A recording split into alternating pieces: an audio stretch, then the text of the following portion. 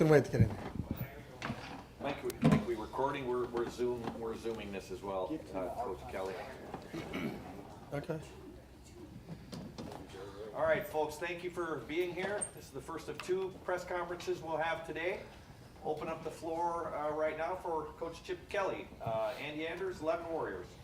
Notre Dame mixes in a lot of man coverage, probably heavier than other teams you guys have played recently. Just are you guys, get you excited to get your receivers in those matchups and see that look against Notre Dame? Yeah, Al Golden does a great job at that defense. They mix and match their coverages. I think they're one of the top pass defenses in the country, and it shows. And I think they're really well coordinated. Their front and their back end work really, really well together, and that's a challenge that we're going to have on Monday night. Folks, we do have a number of people on Zoom as well that I'm going to try to get to, so I'm going to have to limit you to one question, at least for starters. Pat Murphy, 24/7 Sports. Chip, when you looked back at the Texas game, what were they doing in your more technical eyes to kind of cut down on what Jeremiah was able to do? Obviously, Carnell got free, Emeka a couple times, but just what was successful about Texas's secondary? Yeah, I think they rolled some things to Jeremiah, to try to take him away. There's some bracket coverages and guy inside, guy outside, guy over the top. And Will did a great job of diagnosing what they were doing, and I think Carnell had a huge game for us. Meck had 5, Carnell had 7. I thought the tight ends, the combination of G and Will did a great job, and then obviously the back out of the backfield. So the beauty of what we have here is that we have more than one weapon. So I think the quarterback has to make really good decisions on what they're trying to take away and then adjust accordingly, and I think Will did a really good job of that. So Austin Moore, podcast. Chip, did you say that you gave Will a hard time over the headset after he tripped on the fourth down run? I could have. You don't have to tell me what you said. How much is that? Can you normally lighten the mood? Is it always just a play call straight in? What are the communications like? It because depends. he can't respond. He can't respond, so I can say whatever I want. It's kind of like being married.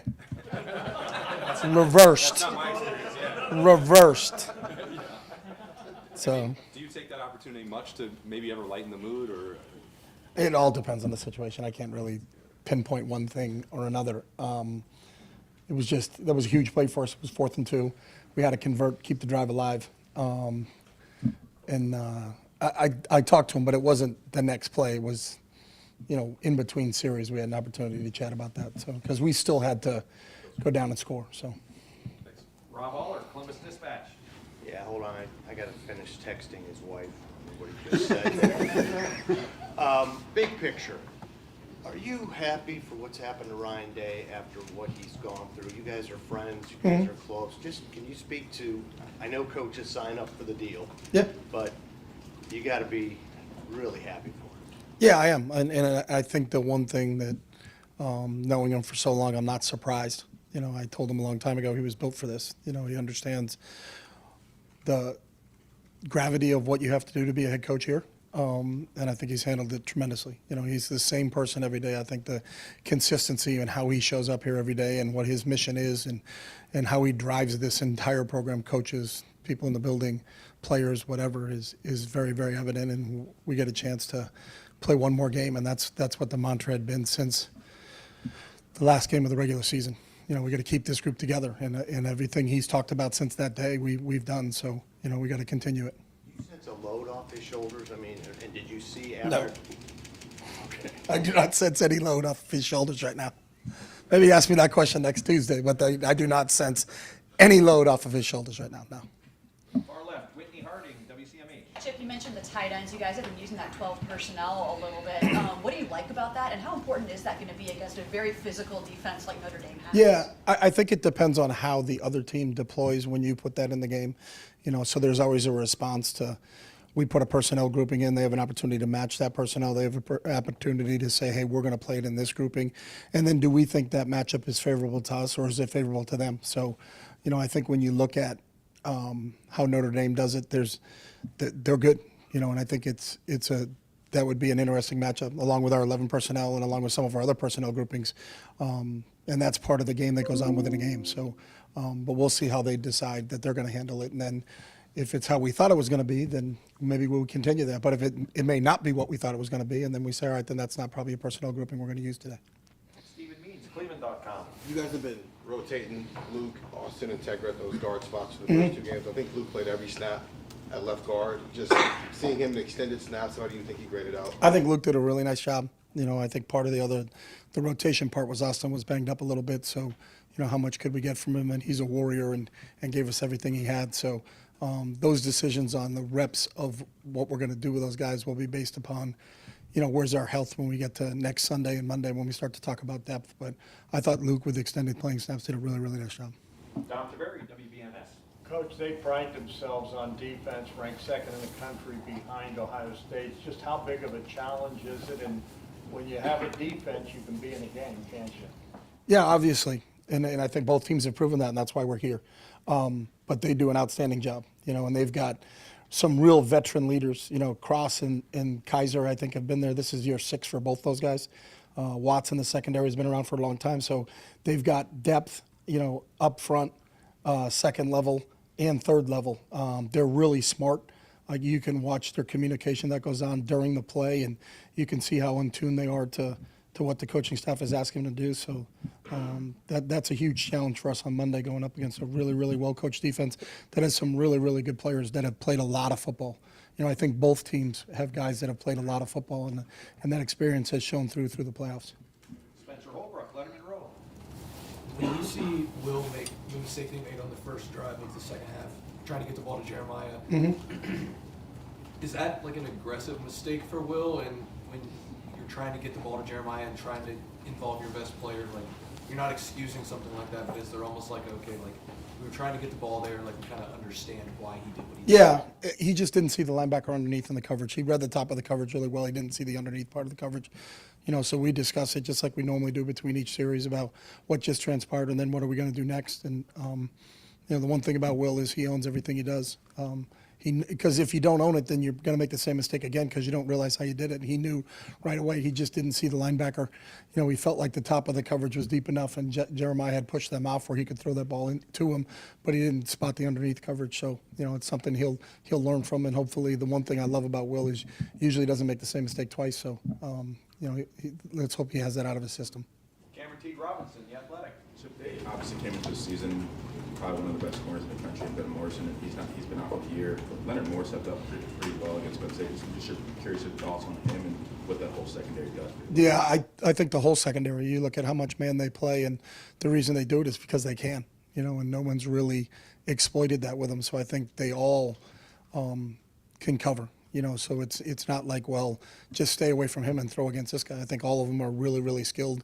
And I think how coordinated it is with the whole group, that they all have an understanding of where they're supposed to be, when they're supposed to be there, and they do a really good job with it. So I know they did lose a corner early in the season, but they've seemed to just continue to roll on defense, and the statistics will show you that. Dave Holmes, WSYX. Yeah, Chip, all year when you're prepping a game, there's another game, 7 more games down the road. This is the last one, win or lose. I'm curious, does that change anything in preparation, play design, snap distribution? Is there anything different about knowing that you have no games left after this? That's a good question. I don't think we've talked about that one yet, but we certainly don't save things going into games saying, hey, this is a really good deal. Let's not run it because we want to run it 3 or 4 games down the road, because you don't know who you're going to have and what you're going to do. You make your decisions based upon the personnel that's available that week, and then what's going to help you win that football game. And those are the same decisions that are being made now. So snap count going into a game, we don't really talk about that. The only time that ever comes up is when you're up and you're starting to think about substituting. So if the score is 42-7 in the third, when are we going to get Donnie out, and when are we going to get Seth out? Because you'd hate to lose a guy when the score is 42-7, in a game, because we do have multiple games to play after that. But that's the only time we've really talked about that. Dylan Davis, Delaware Gazette. After the game, Ryan, talking about that screen, said it was something that was so far from his mind, he's not even sure why you guys even practiced it. What went into the decision to dial that up there in that situation? Well, honestly, there was 29 seconds to go in the first half, and we were on our 25-yard line. So let's see if we can get something here on the first play. If we can, then we'll get into 2-minute mode. But if we can't, then you're probably going to take a knee and go in at halftime. So we thought it was a safe play to run and see if we could pop something. And obviously it worked. But it worked because Trey's a pretty good player. So if you can get him into open spaces like we did, he can stick his foot in the ground and get north and south really, really fast. Noah Weiskopf, the Lantern. How have you seen Jeremiah respond to the game that he had? And what do you think that says about just his maturity at his age? Yeah, he's been great. You know, we practiced yesterday, and he was flying around, excited about the opportunity to go play in the national championship. So he's always a forward-looking guy. You know, what's next? What's the next challenge? And what do we, what do we get to do? And that's kind of what his mindset has been like. And that does speak to his maturity because he's always, what's the next challenge? And I think that's one of the things I love about him. Over to the right, Adam King, WBNS. Kind of twofold. What was your reaction to Jack's He said touchdown? one. Okay, sorry. What was your reaction to Jack's touchdown? Just excited. I mean, in that situation to be where that drive was, it's first and goal from the one, after back-to-back penalties. And then, you're in a one-score game and they're tying it up. And we're talking about when we get the ball back, how much time is left on the clock, and then what can we do in regulation. And then for that whole series of plays, just kind of watching them unfold and what happened. But for Jack and the impact that he has on this program, and to see that whole thing kind of just out, it was kind of a storybook happening right in front of you. But it was anytime our defense can score or we can return punts for touchdowns, offensive guys get really excited. Joey Kaufman, Columbus Dispatch. How much, or if at all, have you watched last year's game against Notre Dame? And if We so, watched it, yeah. Is there anything they did in their coverage of Marvin, because he only had 3 catches that game, that would be applicable to how they might try to take away Jeremiah? I don't think we looked at it that way, but we looked at that game and then we looked at every game they've played this year. So, they've played man in every game they've played. So it's not like they're doing something special in one game over another game. So, and they've played some good receivers. There's some teams they played that have some really talented receivers, and they've done a great job against everybody, whether it's Louisville, SC, people that throw the ball all over the place. They still have done a great job in coverage, and the numbers will tell you that. So we got to be prepared for all coverages. And that's the other thing they do. They don't just play one coverage. So, they're going to mix it up. They try to keep you off balance. They try to keep the quarterback guessing. They bring different blitzes and attack your pressures in a really good manner. I think Al's background as an NFL guy, being with the Lions and being with the Bengals has really shown there's a lot of NFL concepts that he's running there, and their players do a great job of adjusting on the fly too. So, because people try to confuse them and line up in different formations and move and things like that, and they always seem to sort it out. So. Dave Biddle, 24/7 Sports. Chip, there's like this narrative out there that I've heard from people that Ohio State wouldn't be here if they didn't lose to Michigan. I'm curious to get your thoughts on that the Michigan game woke you guys up or got you motivated or made you angry. Do you agree with that, or do you think that's nonsense? I've learned a long time ago as a coach that I'm not into narratives. So, I think we live in a week-to-week world, and that's how we've always approached things. And I think our week-to-week is just, it's the beginning of the week, and what do we do on a Monday? What's a Monday look like? What's a Tuesday look like? What's a Wednesday look like? How's your preparation? All those other things. Then you go play the game, and you got about 20 hours to adjust to what happened, whether it was a win or whether it was a loss, and then you move on to the next game. So the narrative part of it isn't something I think coaches really talk about, that this set up that, set up this. That's, you guys are the experts at writing narratives. We're just trying to get a first down. So I don't look at that from that perspective. So. All right, we're going to pause locally and we're going to meld into the World Wide Web and take a few calls on Zoom. Let's open up with Dan Tortora. Dan? Coach, the decision to come over to Ohio State, just reflecting on that hindsight 2020 and what you can say about this experience and the opportunity that presented itself from Coach Day.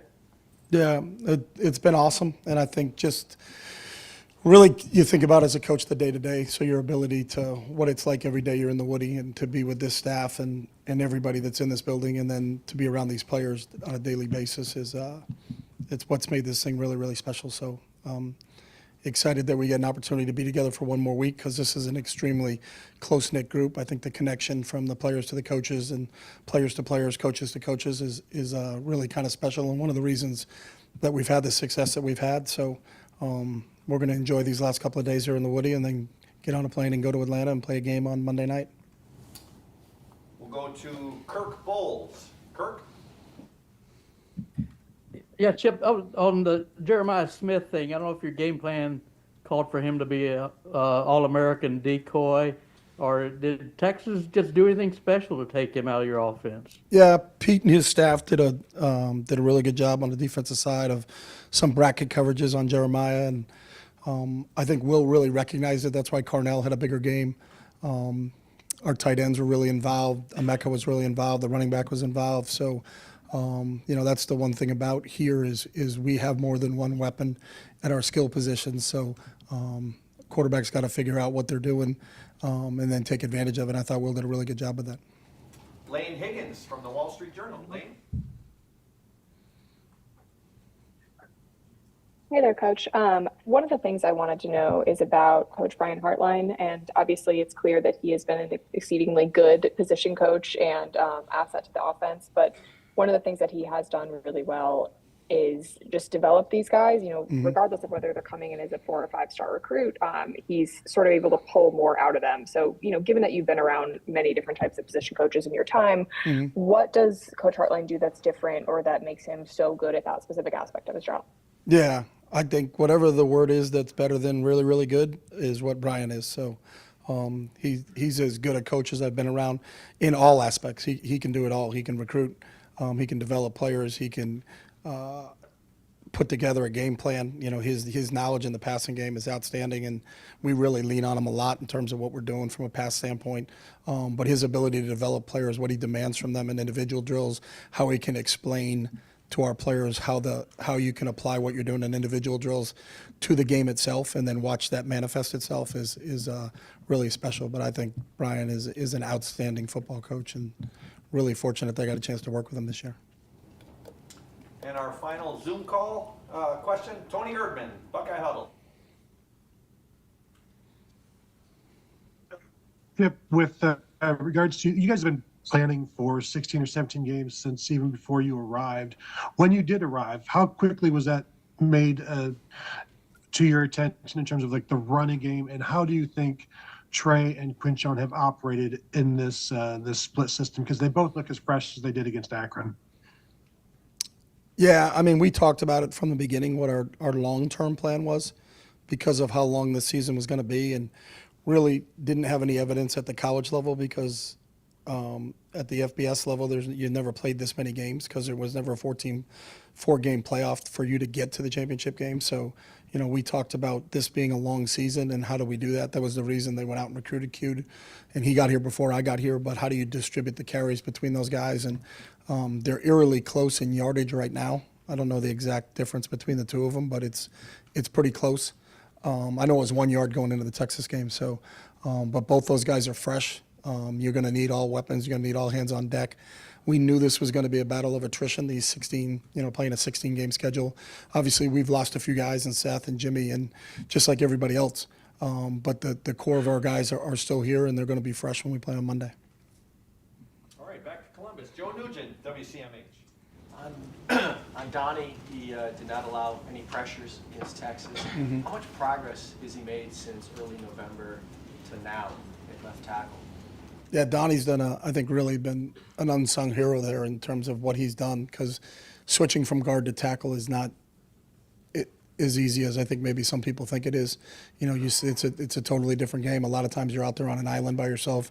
You're also protecting the quarterback's backside, because Will is a right-handed quarterback, so that left tackle position is critical for us. But from where he stepped in and what he did, he's been outstanding, and I think he was he was the offensive player of the game. Him and Trey, they shared that award this past week against Texas. So, in this building, we recognize what he's done and how he's continued to develop. But I think it speaks to his leadership and his whole mission of why he came back here and how unselfish he is, and that permeates through the whole offensive line and throughout the entire offense. And I think we all look at Donnie as our leader on this side of the ball.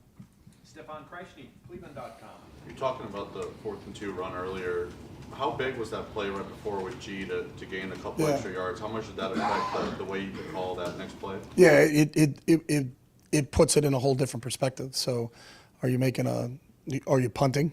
If you're incomplete on that, or then if it's 4th and 5, it's definitely a different play call than what we had an opportunity to call.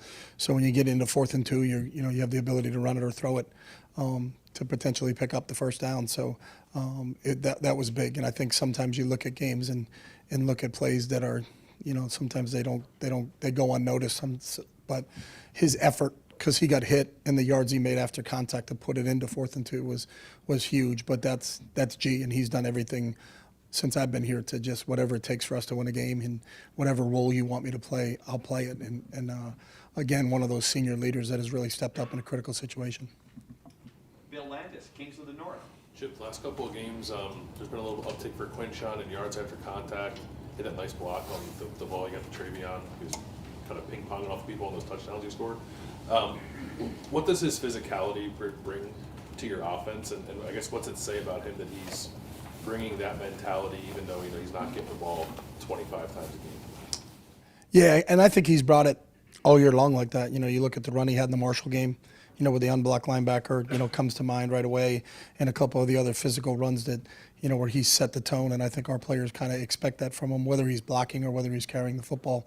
But you got to have a physicality, and to win the whole thing, you're not going to win it by being a passive group, and I think it just sets the tone and shows everybody else that, what those guys are going to do. You look at his block on Trey's run on that play on Friday night against Texas was reminiscent of the block that Trey had for him against Penn State. I think that it speaks volumes to both those guys that whether they're blocking for each other or they're carrying the football in a critical situation down in the red zone, we can count on their physicality and that they're going to deliver a blow to the defense, whether it's as a blocker or as a ball carrier. Dan Hope, 11 Warriors. Chip, when you just evaluate what Will's done this season as a whole, what's impressed you most about what he's done to get you guys to this point? I think his leadership and how he's grown into that role organically. Obviously, almost everybody on offense besides Q and him were already here, and so to come in and just go to work, and I think the players respected his work ethic and the time he put in, and they watched him grow and develop, and the football player he was when they first saw him in the spring to the football player that he is right now. You can see him growing in leaps and bounds.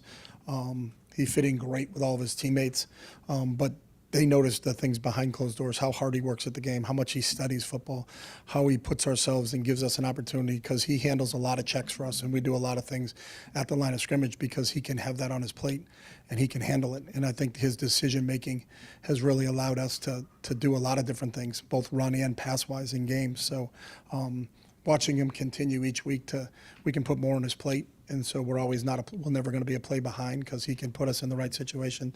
Has really been a joy as a coach to watch him do that. Bill Rabinowitz, Columbus Dispatch. When you guys lost Josh and Seth, I mean, most people probably thought you guys were in a lot of trouble. What was that a narrative? Yes, it was. Very much so. Very much so. I'm learning. Yeah, there we go. Thank goodness we were just day to day. What did you do, and Justin and Ryan and the players do to kind of get it together and not be a liability? I mean, it's schematically, mentally, whatever it might have been. Yeah, I think it's a combination of all of it. When you now have different players, different personnel pieces in there, what do they do well and how do we actuate that? And then how do we kind of protect maybe what a weakness is on those guys, because you got two different guys in there. So, it wasn't at the same time with both those guys. So there was a transition there for a little bit when Jimmy went down and Donnie moved out and Carson jumped in at guard and Seth was still there, really kind of running the show, and I think kind of helped us weather that storm initially.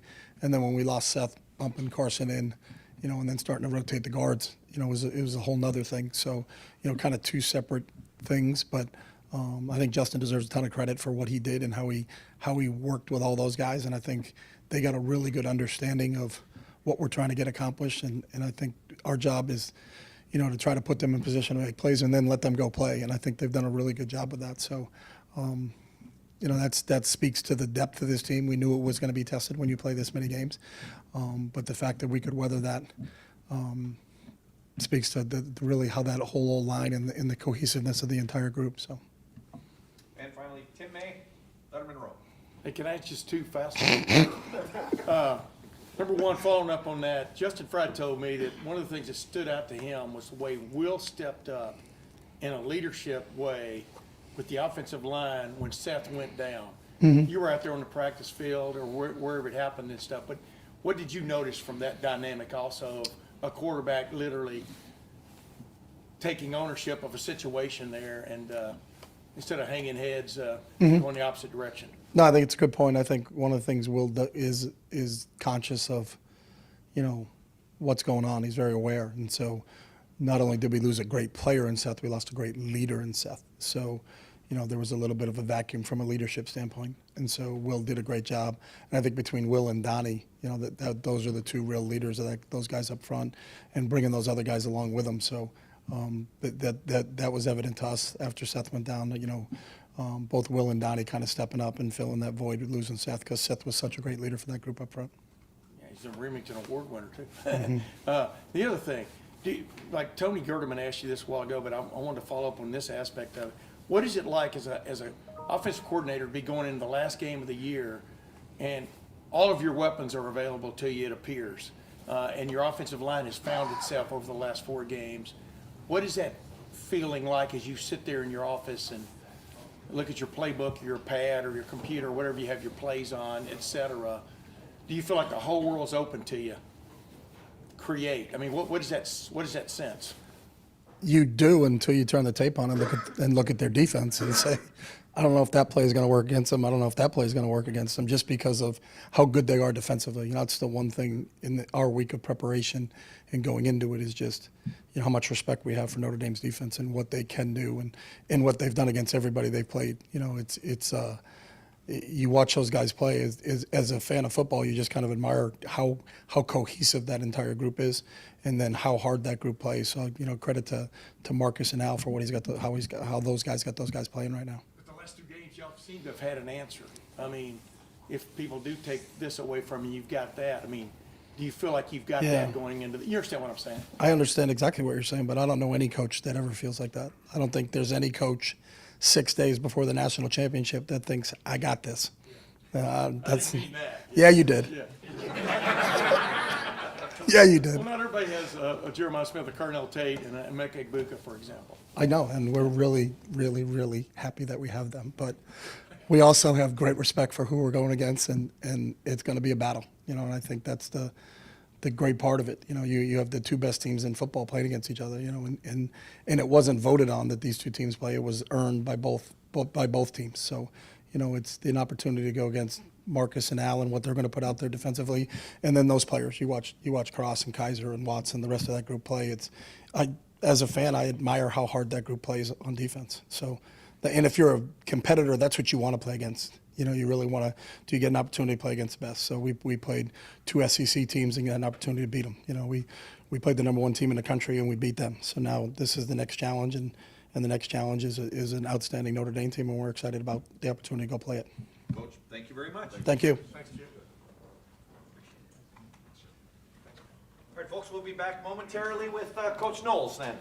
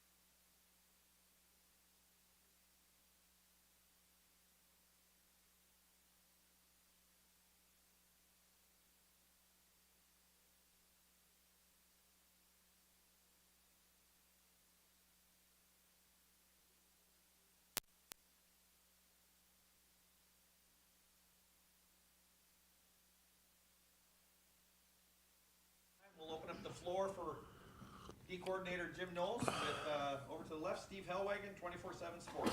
All right, Coach, the big topic from the last game was the goal line stand. Can you go through each of the 4 plays just really quickly? I know.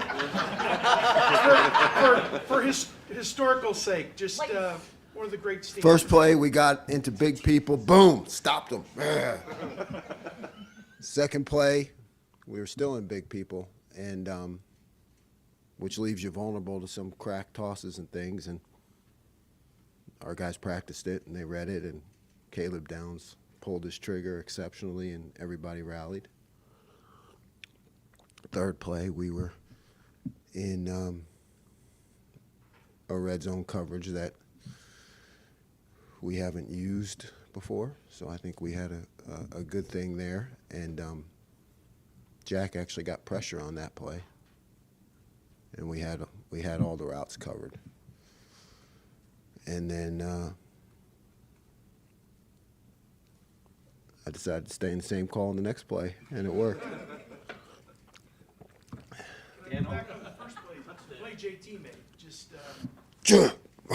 Ding, you know. That's yeah. That's how you coach. Yeah, just playing on a bad ankle and just dominated the block and got off the block and made the play. Noah Weisskopf, the Lantern. We talked a lot this season with the offense, especially about pacing itself. How has that affected the defense throughout the course of the year? Oh, it's huge. It's huge. You know, I've been in situations where, you know, your offense is hurry up and trying to get as many plays as possible, and that can take its toll over the course of a season on a defense. And, you know, Coach Day with a lot of forethought, you know, about a long season. Really a great strategy, and it's helped us a bunch. Dave Holmes, WSYX. Yeah, Jim, when they look at Notre Dame, I know you're not worried about their defense, but you have the top 2 at least scoring defenses, 2 top 10 defenses overall. You come in here, hoodie, drinking coffee, just looking old school football. I mean, do you embrace a game like this? I mean, a potential 14-10 championship game, or what do you think about 2 hard defenses facing off? Yeah, I think it's important to recognize that, and that's how I led with our guys. Is, you know, we have to outplay their defense. You know, they're obviously very good in all aspects and in that area. So, you know, our mantra has been, since I've got here, to be able to win games on defense. So, yeah, we embrace it. Adam King, WBNS. You talked so often about how when the offense gets going, it allows you to call more aggressively. How helpful is it for you and maybe a goal for you guys to allow the offense to be aggressive, to go out there and set the tone on defense so that they can do what they want? Yeah, that's always a goal. I mean, it's always been a goal since I got here that everyone can look at the defense and know no matter what the situation is in the game that we're going to be okay. You know, fans, you men and women, everyone, we want everyone to have that confidence in the defense. And I know that when an offense has that confidence in the defense, they can be more aggressive. Whitney Harding, WCMH. Jim, one thing that Texas did very well, and that's because Stark's just really great at it, is the screen game. Is that something that you expect could be used against you again? And what is it about that they were able to exploit or do so well? Yeah, I do, and they're really good at it. You know, screens are hard. That's why people run them. You know, you saw our offense run a pretty good one. They're difficult. They're hard on defenses, you know, we do our best to get better at them and recognize them. But that's all you can do. You know, recognition is key. Pat Murphy, 24/7 Sports. Jim, kind of the second half of this year, but especially in the postseason, this D-line has really statistically made an impact. I know coming out of the Oregon game, you guys talked about that. What has maybe unlocked some of the potential that we knew was there, but now we're seeing the statistical production go along with some of the other stuff? I think we've, you know, disguised our coverages better and able to put them in better situations to execute the pass rush. But they've been great. You know, in my mind, they've been great, and they're always doing their job. Sometimes the numbers don't show that, but it's nice as a coach to be able to see them, you know, get their due. Stephen Means, Cleveland.com.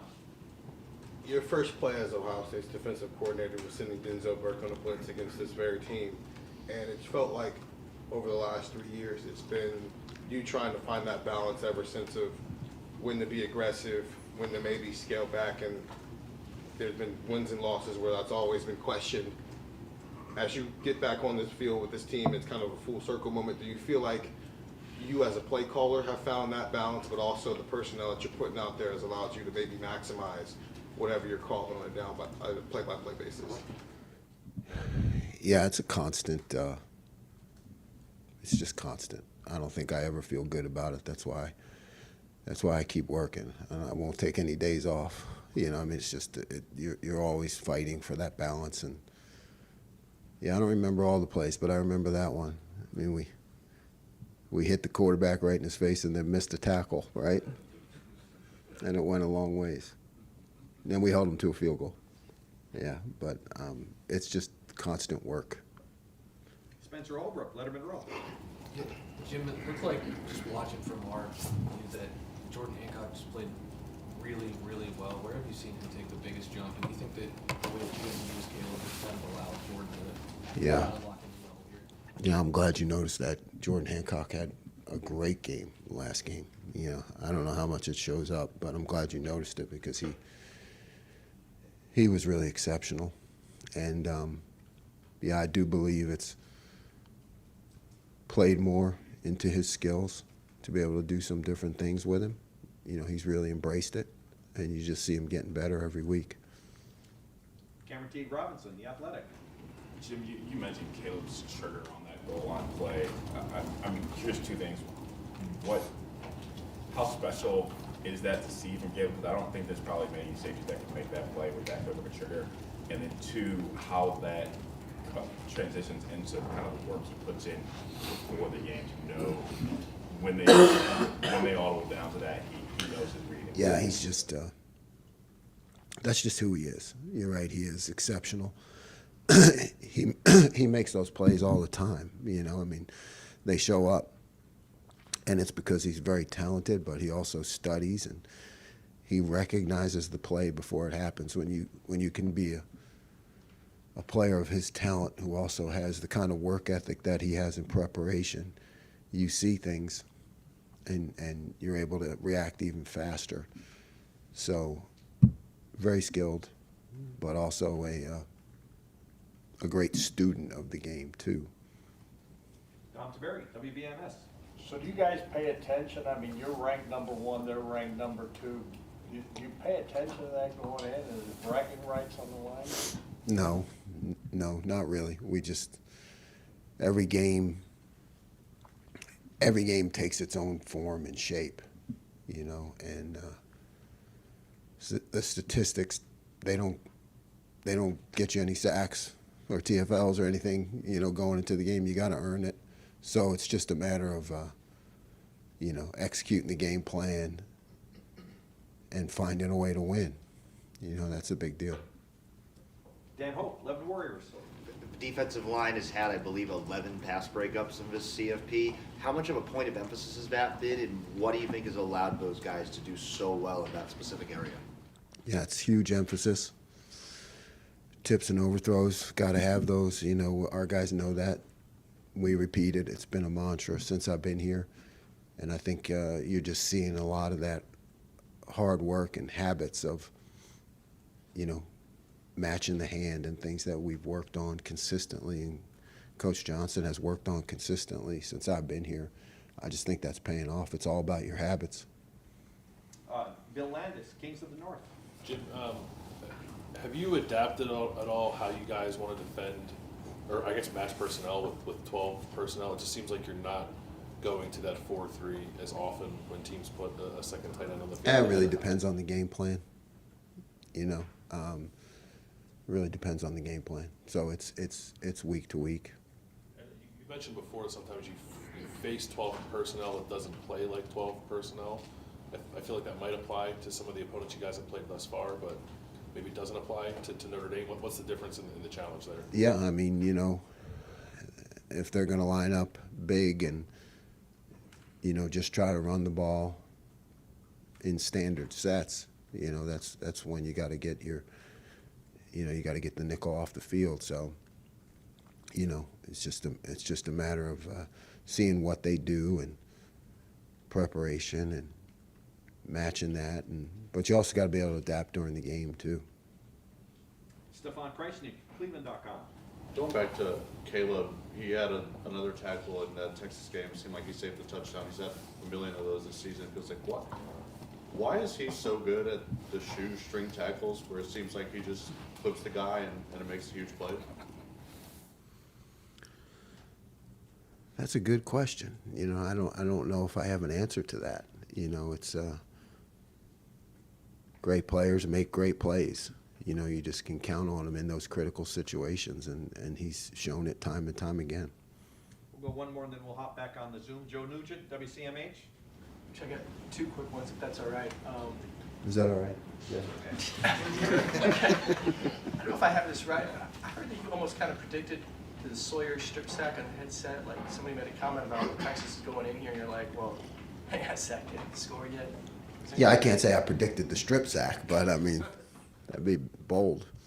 But I just know how our guys think and how we've trained them, and that, you know, if you said to them, give us an inch, they would say, we'll defend it, you know, so they just have that attitude. So, you know,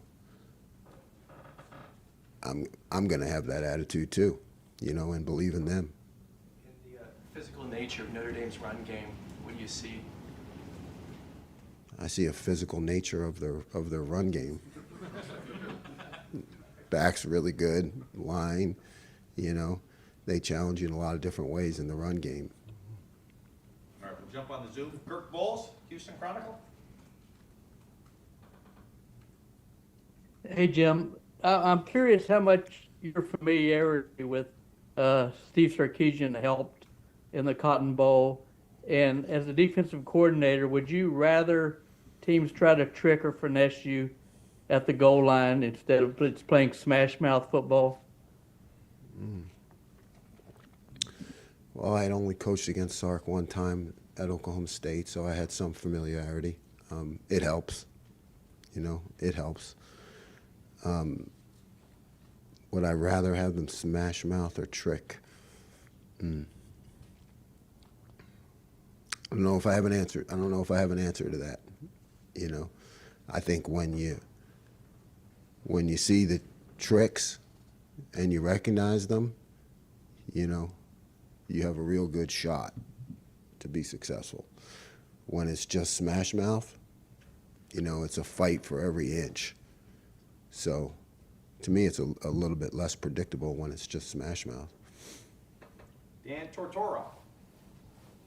Coach, obviously the strip sack and the return for the touchdown for Jack Sawyer puts him on the map to a lot of people around the country. But just what you can say about his day-to-day on and off the field lunch pail mentality, his faith, and who he's been to this team outside of just simply one play.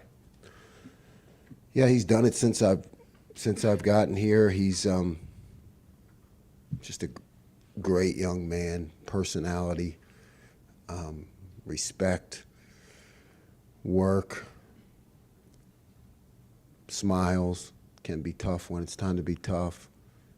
He can have fun when it's time to have fun. He's the kind of guy you want to coach, that you can always count on. Because if it's a fist fight, he'll fight. You know, if it's a finesse, he'll finesse. You know, if somebody needs to be talked to on the team or something in the locker room, he'll do that. So he's just a consummate team guy. And Tony Girdman, Buckeye Huddle. Similar question about your 3 years with Lathan Ransom. What have those been like for you, and what can you say about the journey that he's gone through since you've been here? Lathan loves the game, loves his teammates. He's had his ups and downs, you know, both on the field and with injuries. So, you know, that's just a guy that you always pull for because, you know, he's experienced both ends of it. And you just love to see him do well because he's earned it. You know, he's fought through the adversity. Back here locally in Columbus, Austin Ward, podcast. Jim, Jermaine seems like a fairly confident young man. What is your experience like coaching him? Does that confidence make it challenging at times to deal with him? Fun? What's it like to work with Jermaine? All of it. You know, I like it. You know, again, you know, I'm from Philly. You know, so you know, I like that confidence. But it's challenging. Yeah, Jermaine's one of those guys that, you know, if you say something to him in practice, he can bark back at you, you know, which I'm okay with, you know, because he's competitive. He's a competitor. And he is fun to be around. He's got personality. Bill Rabinowitz, Columbus Dispatch. I get 2-2, please. Not him, Jerry. Oh, 3 now. I'll do 3. 2 for Bill. The player that made that big play when you had Denzel blitzing was Lorenzo, obviously. Yeah, that's right. What, you know, I think he's playing against his old team now, obviously. What kind of, what have you seen from him? I mean, just, first of all, do you sense the excitement and his, you know, with him, and just how valuable has he been? He doesn't get that excited, you know. Both he and his brother, I mean, what a great family, you know. The way they've been raised. I mean, they just show up for work and they want to be coached. Lorenzo's the same as Sonny. I mean, they want to be coached. They'll do anything you ask them to, you know. If they are off on a play, they take the coaching and they want to get better. You know, they're just really coachable guys. And I know you're just focused on Notre Dame, you're not thinking about big pictures now, but you came up the hard way. You've never been even close to this situation, coaching for a national championship. That's why you came here. What's it like for you? Are you even allowing yourself to think about that? Nope. Just staying in the process. You know, just the game plan, formulating a plan, teaching, preparation. You know, I'll think back on all that someday when I'm old.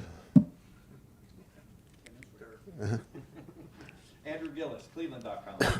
Jim, Notre Dame special teams have been really important for them this year. How much do you guys rep that in a week like this where, you keep the defense on the field during a punt, or the play that they ran against Georgia where they run the offense back on the Yeah, field? a ton.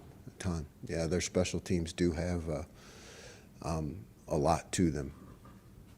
Non-standard things that you need to prepare for. So we're going to practice it a bunch. Rob Aller, Columbus Dispatch.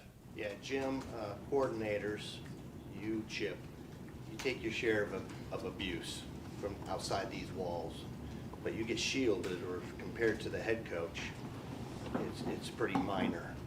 How satisfying is it to see that people are back on Ryan Day's bandwagon, and the abuse he took after the Michigan game, and now it's like a lot of it's forgiven? As somebody who's close to him. I'm happy for our coach. You know, I mean, he really is a great head coach. He's involved in all aspects. He's in touch with the players. He knows your problems. He knows your struggle, and whatever was going on there, you know, I don't get to pay attention to it because I'm involved in my own world. But thanks for telling me people abuse me too. I mean, I didn't. Yeah, I tell that story. I remember when because I have teammates in town, you know, college teammates. One of them owns a restaurant. One's a big lawyer, you know. And in the beginning when they say, hey, don't worry what everybody's saying about you, you know.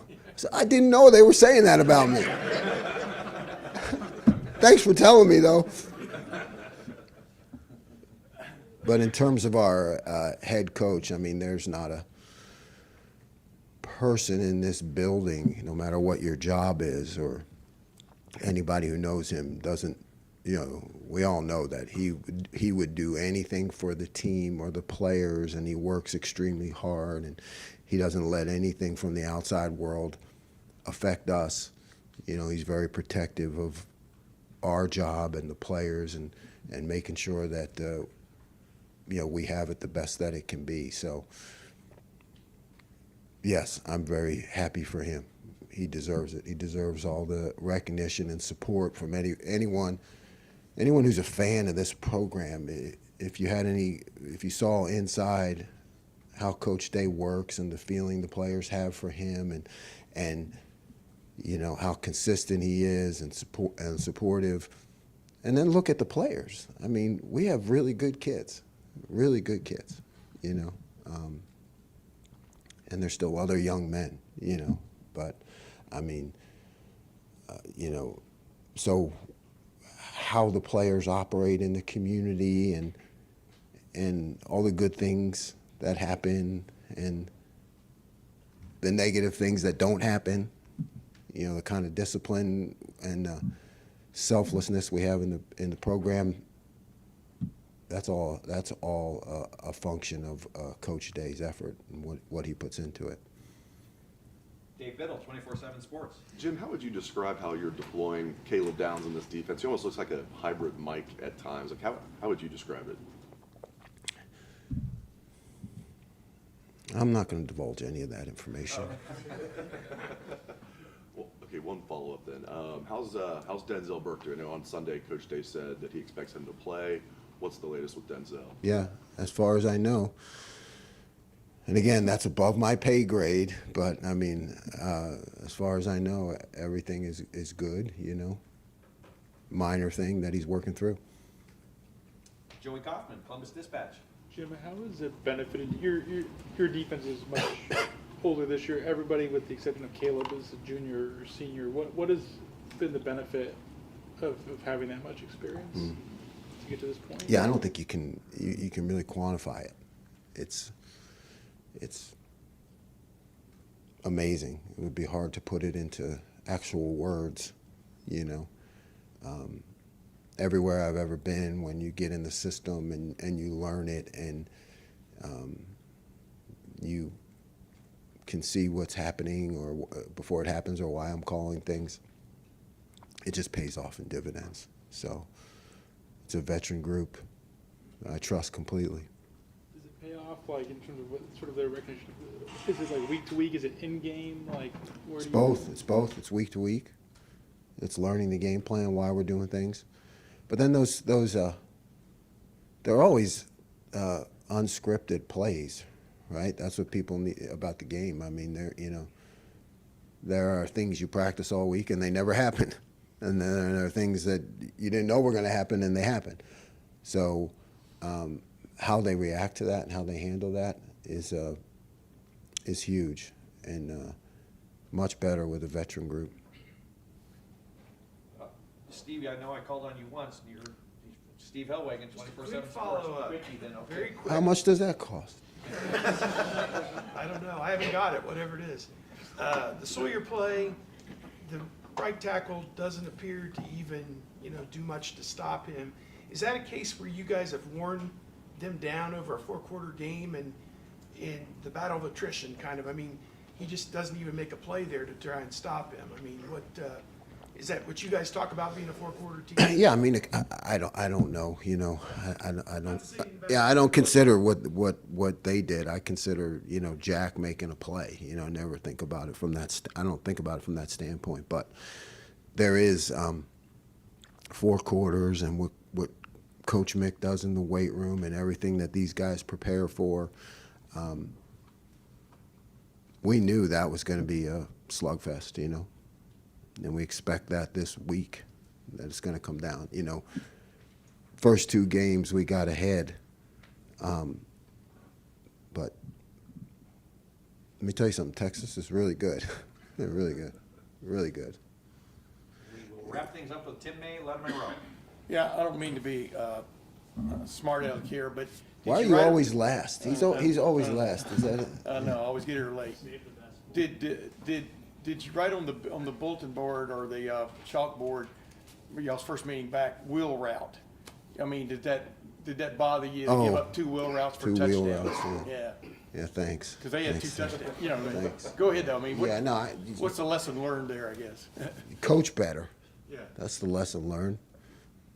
Need to coach the wheel route better.